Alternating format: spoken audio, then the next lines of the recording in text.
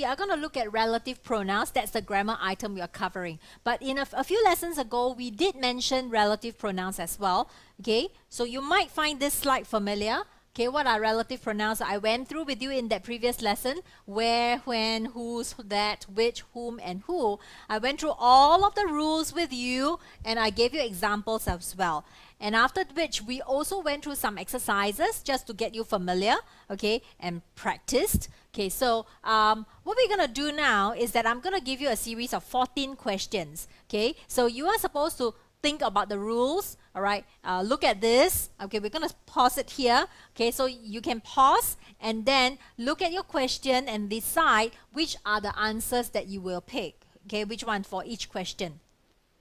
And then, of course, you base it on your rules rather than base it on your feel. Okay, a lot of people go by feel, and then you find that if you listen to one thing that is wrong all the time, you will think that it's right after some time. Okay, so we don't want to do that. We want to go by the rule. Okay, so look at the rules and then you make your decision.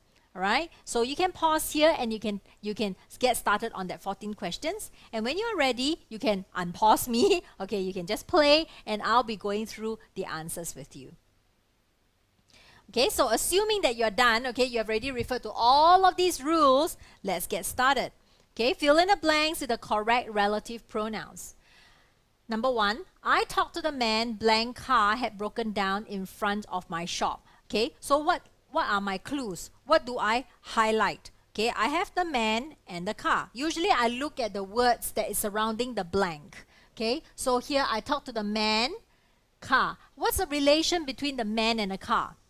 Well, the man owns the car is owned by the man. Okay, so if you look at your rules, which one shows ownership?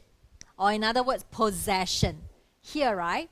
Okay, so possession for people, animals, and things. So we know that the man owns the car. So I talk to the man whose car had broken down in front of my shop. Okay? Number 2, the woman blank was at the counter was very friendly. Okay, again, I will look at woman. That's a person. Okay, so I know for sure that I must look at what is pertaining to people. Okay, and then here, was at the counter. So this is additional information for me. Was at the counter, was very friendly. Okay, so this information, was at the counter, tells me more about the woman.